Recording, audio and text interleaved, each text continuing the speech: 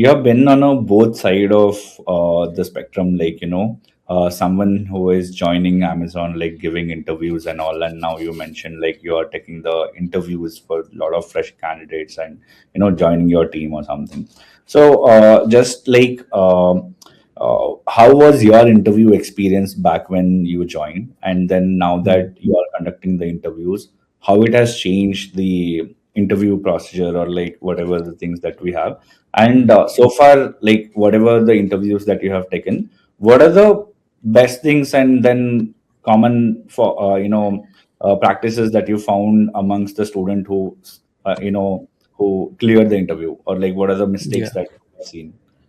So one anecdote I'd like to tell you about myself was when I was interviewing for Amazon, right? I did not have a single machine learning project on my resume because like I was coming from Microsoft and the work in Microsoft was not that ML focused. It was very basic level.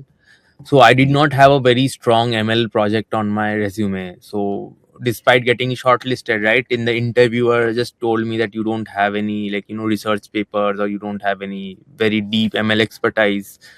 uh, how do we like go ahead? I asked them like just question me on my fundamentals. Even though I don't have ML projects, my fundamentals are pretty strong, so I can just like come into any project and just deliver my best. So my interview entirely was about for example, transformer architectures or deep learning architectures, why this works, what is the dropout layer, these kind of fundamental theory based questions. So despite having I did not have like let's say 95% algorithms on my resume, Mm. but I was strong into deep learning architectures, machine learning 101.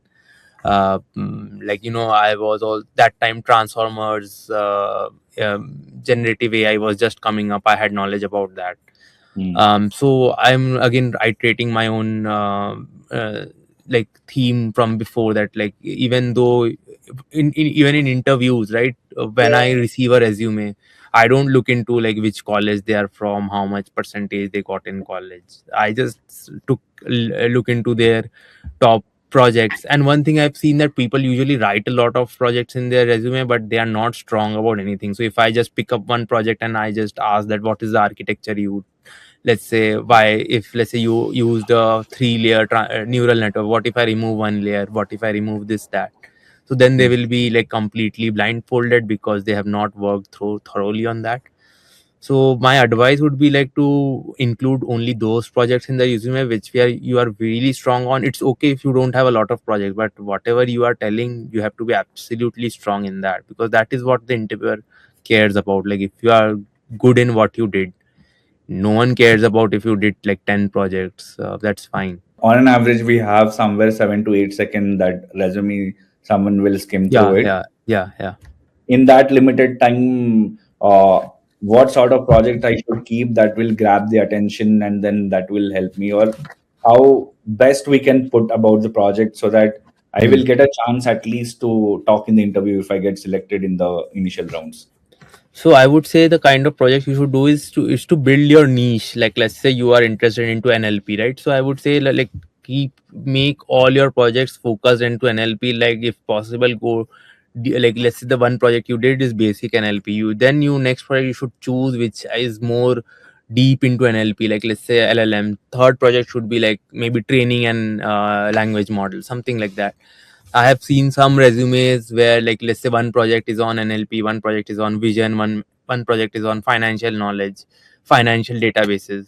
So the when an interviewer looks into these kind of resumes, right, they will feel that yeah, this person has like shallow knowledge into everything, but uh, yeah, we say like jack of all trades, master of none.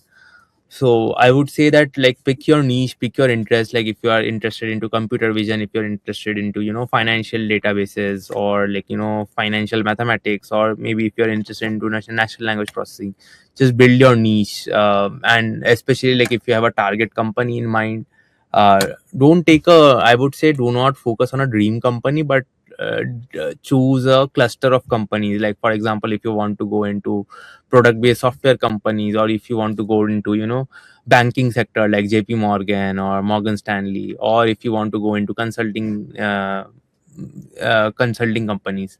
So create your basket of companies that you want to go to and build your niche. Like, don't into everything.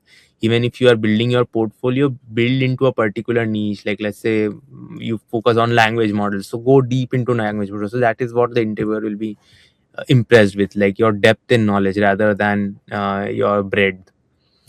Right. And coming to the LinkedIn, I would say, like especially the trend I have seen today, a lot of people are writing blogs on LinkedIn, because again, with AI it is easy to write a blog.